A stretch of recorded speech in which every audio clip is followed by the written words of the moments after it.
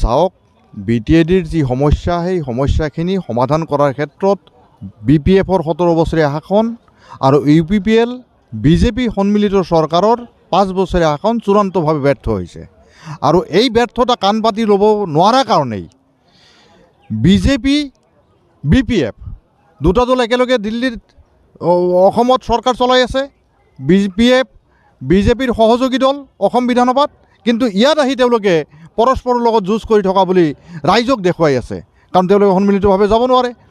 ইয়াত দিল্লী, দিছপুৰ আৰু BTCত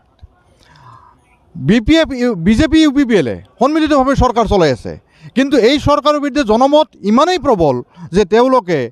এটা দলে আনটোক দোষ চাপি দি তেওঁলোকৰ লগত মিত্ৰ নাই বুলি এই নিৰ্বাচনৰ সময়ত প্ৰচাৰ চলাব লগা হৈছে, মানুহক ভুৱা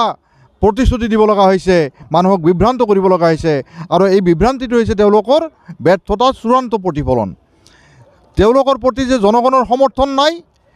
এই যে BPFৰ 17 বছৰীয়া শাসনৰ জনগণৰ কাৰণে কি এটা মৰণ ফাণ্ড আছিলে আৰু UPPL BJPৰ সন্মিলিত চৰকাৰৰ যি কাৰ্যকলাপ সেই সকলোখিনি মানুহে চাইছে আৰু চায়েই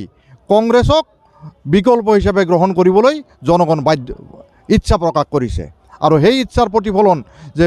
আমি BTCত প্ৰথমবাৰৰ কাৰণে 40টা পৰিষদীয় সমষ্টিত কংগ্ৰেছৰ পৰা প্ৰাৰ্থিত্ব আগবঢ়াইছে আৰু জনগণে আমাক যথেষ্ট ভাল সঁহাৰি দিছে আৰু নিৰ্বাচনী ফলাফলত আপোনালোকে দেখিবলৈ পাব যে সাংঘাতিক ধৰণৰ এটা ব্যতিক্ৰমী আপোনাৰ নিৰ্বাচনী ফলাফল ইয়াত দেখিবলৈ পাব।